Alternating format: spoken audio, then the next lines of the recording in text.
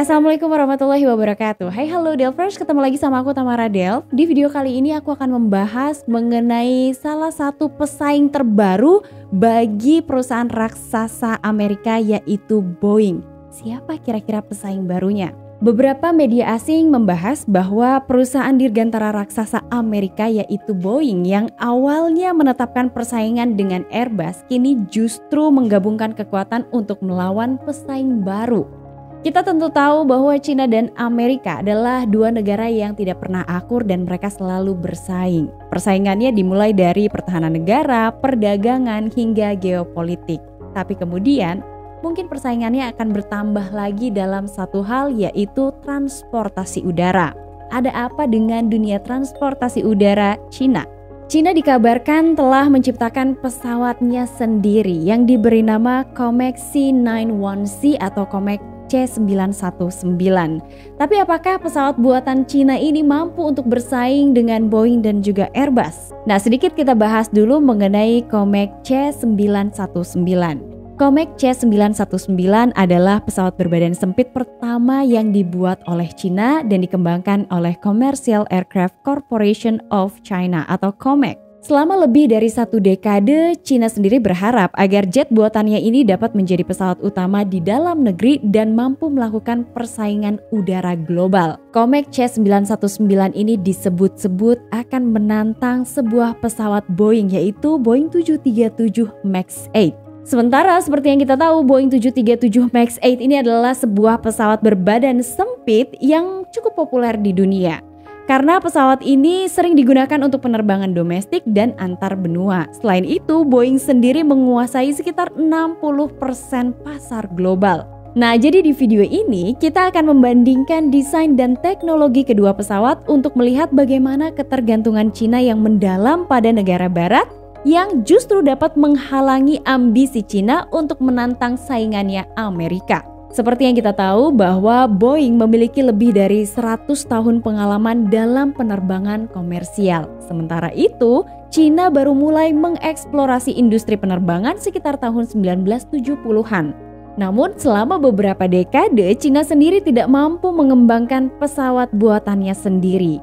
Boeing malah menjadi salah satu perusahaan pesawat yang masuk ke China. Sementara itu di China, Boeing telah mengalami beberapa dekade yang luar biasa. Konsultan kedirgantaraan juga menyatakan bahwa pertumbuhan ekonomi China dan pertumbuhan permintaan perjalanan udara baru benar-benar terjadi sekitar tahun 90-an. Dan sekitar tahun 2000-an hal itu mulai menghasilkan angka penjualan pesawat jet yang sangat besar. Dari situlah Boeing mulai masuk. Penjualan pesawat Boeing sendiri di China baru mencapai rekor tertinggi pada tahun 2017.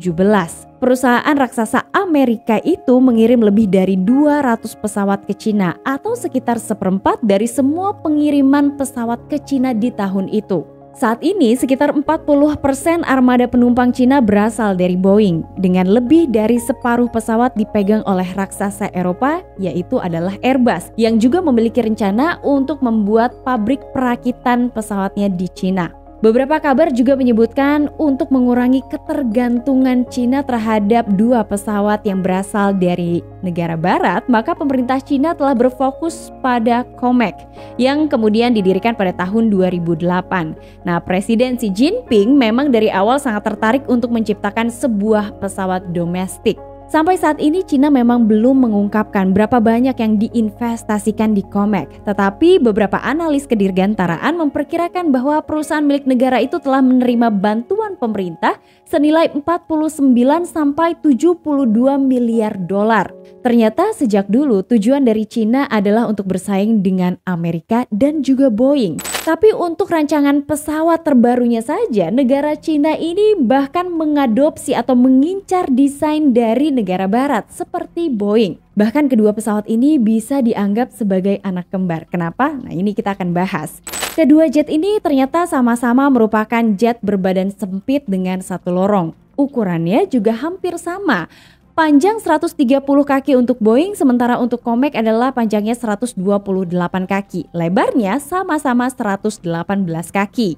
Kemudian kapasitas untuk mengangkut penumpangnya adalah 162 sampai 210 pada Max 8, sementara pada Comac adalah 158 hingga 192 orang. Ternyata bukan hanya dari model dan desainnya saja yang sama, tapi kedua pesawat ini sama-sama juga menggunakan mesin CFM yang merupakan perusahaan patungan antara Amerika dan Prancis. Nah, Boeing sendiri menggunakan LEAP-1B, sementara Comac menggunakan LEAP-1C. Tapi tentu saja, pesawat Max 8 dan juga C919 tidak hanya menggunakan mesin agar pesawatnya terbang, tapi juga mereka harus memiliki komponen-komponen seperti dari roda pendaratan atau sistem di ruang kokpitnya.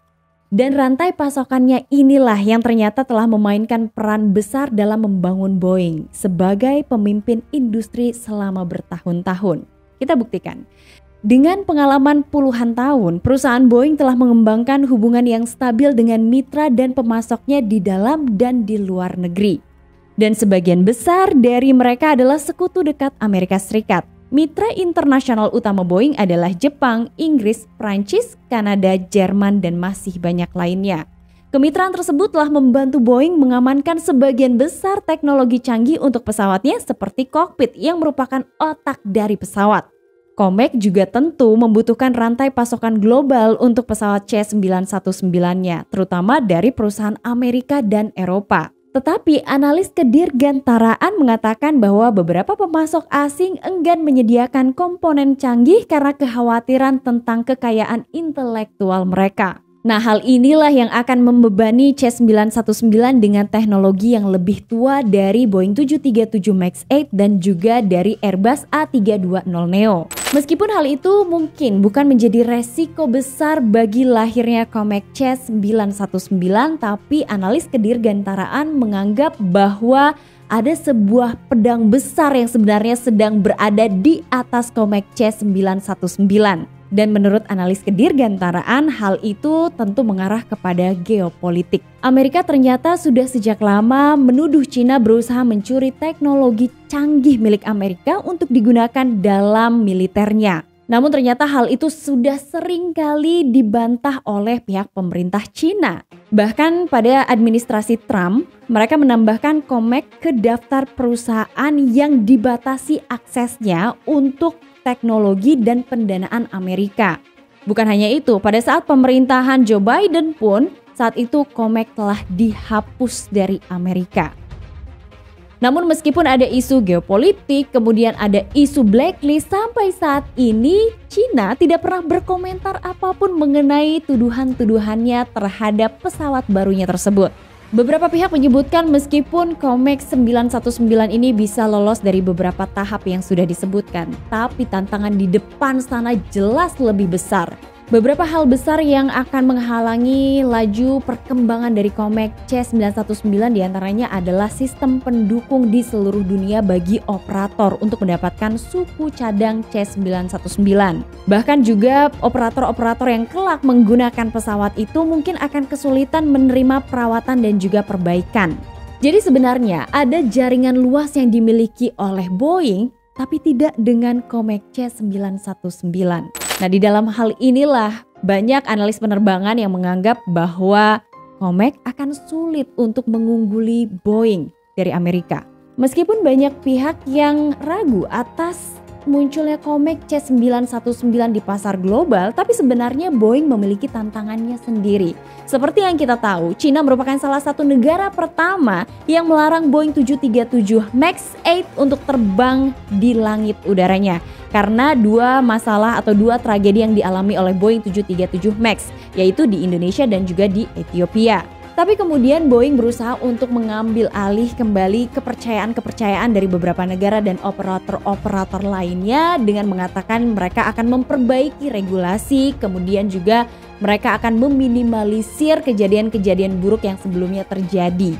Dan Boeing juga menambahkan bahwa mereka akan menghentikan pengiriman Boeing 737 MAX 8 ke Cina. Terlepas dari banyaknya pihak yang tidak percaya mengenai kepopuleran Comac C919 nantinya, tapi ternyata Comac C919 ini sudah melakukan beberapa langkah ke depan dengan melakukan uji penerbangan, kemudian juga mereka berencana untuk kembali membangun sebuah jet berbadan lebar. Tapi tetap saja analis penerbangan menganggap bahwa butuh waktu dan perjalanan yang sangat panjang hingga akhirnya nanti Comac C919 akan mengalahkan Boeing ataupun Airbus. Nah, ada lagi tanggapan mengenai bagaimana sebenarnya ketika Airbus A320 original dan Neo disandingkan dengan Comac C919.